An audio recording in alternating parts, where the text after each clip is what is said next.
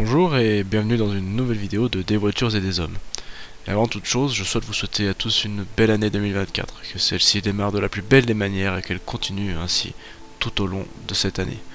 Aujourd'hui, suite de l'histoire de la Subaru Impreza, après avoir pris une petite pause pendant les vacances à cause du Covid qui m'a fait disparaître la voix, ainsi que pour mes examens scolaires, j'ai dû attendre un petit peu avant de sortir cette nouvelle vidéo. Donc maintenant, replongeons-nous dans l'histoire de cette Impreza. N'oubliez pas de regarder les précédentes vidéos si vous les avez ratées et abonnez-vous pour ne pas rater les suivantes. Bref, trêve de bavardage, revenons-en à là où nous en étions. Nous sommes en 2003 et Subaru a enfin entendu les complaintes de la part des fans de la marque. Nous entrons donc cette année-là par l'apparition d'une nouvelle Impreza, restylée. Les phares sont enfin abandonnés par la marque. Les nouveaux sont-ils vraiment mieux?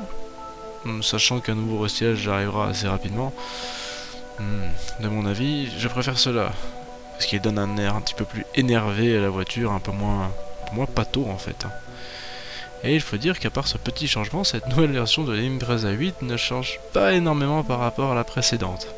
Toujours ce fantastique châssis, ces freins géniaux et plein de moteurs à votre disposition. Vous avez tout d'abord la chance d'avoir des moteurs totalement anémiques de 125 chevaux, sans turbo. À éviter donc, sachant que certains sont même en boîte automatique. Mais dans ce qui nous intéresse vraiment nous, c'est la présence de ces deux moteurs fantastiques. Tout d'abord, un moteur de 225 chevaux sur les deux versions de la voiture, en break ou en berline. Ce moteur pouvait réaliser le 0 à 100 en moins de 6 secondes, 5,9 pour être précis, et le couple était très élevé, 300 nanomètres. Et dans sa version la plus puissante, la première véritablement commercialisée en France, la version STI, vous aviez le droit à 265 chevaux. Ce moteur développait quant à lui 343 nanomètres de couple et accomplissait le 0 à 100 en environ 5 secondes 5. Pas beaucoup mieux que la WRX en somme. Mais avec ce couple-là, vous pouviez sortir surtout beaucoup plus rapidement des virages et les accélérations étaient beaucoup plus violentes. L'intérieur, lui, n'évolua pas fondamentalement.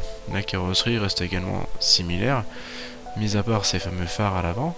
Par rapport à la version précédente, si vous la regardez de dos, vous aurez un petit peu de difficulté à distinguer les deux.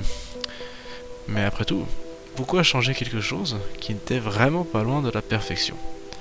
Là où cette version est véritablement mythique pour la marque et pour ses fans, c'est que cette Impreza est le dernier modèle à avoir conquis le titre pilote en 2003 avec Peter Solberg à son volant. Cette victoire fut aussi accompagnée d'une troisième place au championnat constructeur, en raison des performances un peu plus en demi-teinte de Tommy Mäkinen. Ce titre fut suivi de deux deuxièmes places pour Solberg et d'une troisième place en 2004 pour les constructeurs et une quatrième en 2005. Ces années-là furent les dernières à véritablement être les années dorées de Subaru en rallye avant la totale domination d'un certain pilote français au volant d'une voiture tout aussi française, si vous voyez de qui je veux parler. Et alors, peut-être que vous voulez en acheter une?